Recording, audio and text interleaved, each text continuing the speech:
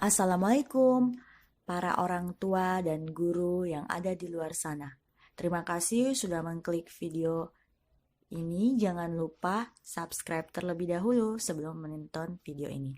Aktifkan juga lonceng notifikasinya. Stimulasi apa sih yang cocok untuk anak usia 0 sampai 12 bulan? Nah, seperti yang pernah saya jelaskan di video sebelumnya bahwa kita harus fokus sekarang ke perkembangan motorik sensoriknya anak. Moms bisa menstimulasi dia bagaimana mengenali anggota tubuhnya. Kemudian memberikan permainan-permainan yang bisa melatih motorik dan sensoriknya. Usia segitu selain melatih sensorik dan motoriknya, moms juga sudah bisa mulai melakukan toilet training dan bagaimana mengajarkan anak supaya bisa makan sendiri. Toilet training sudah bisa dimulai sejak usia 8 bulan ke atas.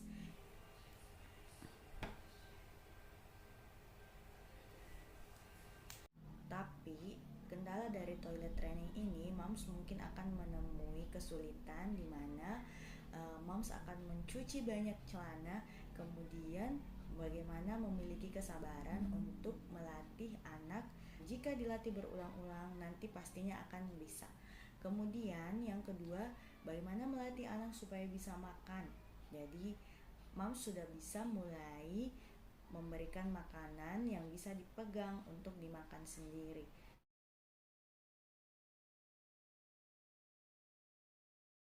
Kemudian di usia ini moms juga sudah bisa melatih anak untuk disiplin, di mana moms harus mengatur setiap aktivitasnya sehari-hari. Misalnya mulai dari bangun tidur, bermain, makan dan sebagainya. Itu harus teratur secara berkesinambungan setiap hari supaya anak terlatih untuk bersikap disiplin. Pertanyaan kelima, bagaimana sih cara mengatasi bayi yang sudah mulai suka tantrum?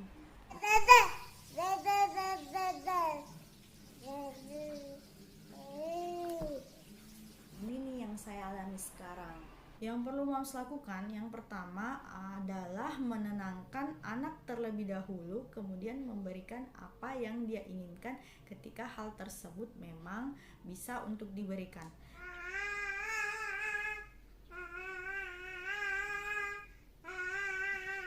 Tapi kalau tidak bisa, jangan sekali-sekali memberikan. Kenapa? Karena itu akan tertanam dalam pikiran anak atau mindset anak bahwa dengan menangis dia bisa memperoleh apa yang dia inginkan. Itu kan yang harus kita cegah, bagaimana mengajarkan anak untuk mengkomunikasikan emosinya secara tepat. Jangan sedikit-sedikit ketika dia menginginkan sesuatu dia melampiaskannya dengan tangisan.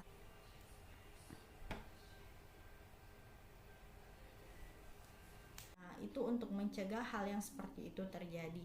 Jadi tenangkan anak terlebih dahulu, lalu berikan apa yang dia inginkan ketika bisa diberikan. Tapi jika tidak, dengan tegas moms harus mengatakan tidak. Cara yang terakhir untuk menghadapi anak yang tantrum yaitu dengan memberikan pemahaman secara langsung bagaimana dia mengenali emosinya. Misalnya ketika dia menangis karena terjatuh, habis manjat-manjat, moms jangan marahin anaknya, tapi ajak anak untuk mengenali emosinya. Saat sedang menangis atau ngamuk, moms bilang, "Oh, kamu lagi nangis. Nangisnya karena jatuh ya. Terus betisnya sakit ya." Nah, dengan demikian anak bisa tahu bahwa oh, saya nangis karena jatuh, karena kesakitan. Nah, begitupun dengan emosi-emosi yang lain. Misalnya ketika dia marah. "Oh, kamu lagi marah ya? Marahnya karena diganggu ya," dan seterusnya. Itu dia beberapa pertanyaan yang bisa saya bagi ke teman-teman yang biasanya ada di benak para ibu-ibu muda atau mama-mama baru. Sebenarnya sih ada banyak pertanyaan mungkin yang muncul di kepala mama-mama muda sekalian, tapi saran saya ketika pertanyaan-pertanyaan itu muncul, jangan segan untuk belajar, jangan segan untuk banyak bertanya, terutama bertanya pada ahlinya, konsultasi ke psikolog, ke dokter anak, karena di masa perkembangan anak, 2 orang ahli itu yang sangat penting untuk kita tempati untuk sharing.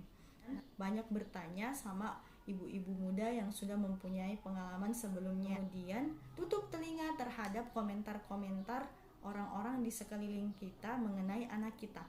Kalau saya sih moms, mendengarkan saran orang itu penting, tapi untuk komentar negatif disaring baik-baik. Kenapa? Karena akan berpengaruh pada pressure kita atau tekanan kita terhadap anak kita. Apa yang dipikirkan orang lain juga akan menjadi obsesi kita terhadap anak kita. Kita harus menerapkan bahwa kita percaya anak kita bisa dan kita sudah memberikan yang terbaik untuk menstimulasi dan mengasuh anak kita. Karena itu kita juga harus menanamkan kepercayaan kepada anak kita bahwa dia bisa, kalaupun terlambat suatu saat dia pasti bisa. Nah, sekian dulu vlog dari saya. Oke, sampai di sini dulu Mams, seputar pertanyaan yang sering muncul di benak mama-mama muda atau ibu-ibu baru. Sampai jumpa, Assalamualaikum.